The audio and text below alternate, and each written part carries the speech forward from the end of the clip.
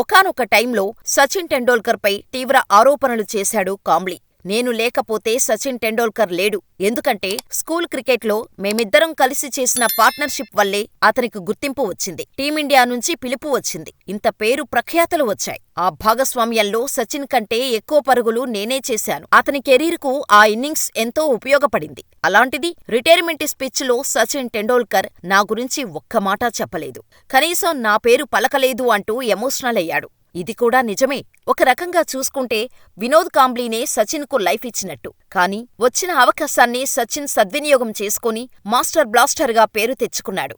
కానీ కాంబ్లీ మాత్రం వచ్చిన ఫేమ్ని మిస్యూజ్ చేసుకొని ఇప్పుడు తిప్పలు పడుతున్నాడు. సచిన్ తన రిటైర్మెంట్ స్పీచ్లో తన గురించి చెప్పలేదని కాంబ్లీ సంచలన ఆరోపణలు చేశాడు. కానీ సచిన్ మాత్రం అవేమీ మనసులో పెట్టుకోలేదు. 2013లో కాంబ్లీకి గుండెపోటు వస్తే 2 ఆపరేషన్లు చేయాల్సి వచ్చింది. ముంబై లీలావతి ఆస్పత్రిలో జరిగిన ఈ 2 సర్జరీల ఖర్చు మొత్తం సచిన్ టెండూల్కరే భరించాడు. వినోద్ కాంబ్లీకి ఇలా చాలాసార్లు సాయం చేస్తూనే వచ్చాడు సచిన్.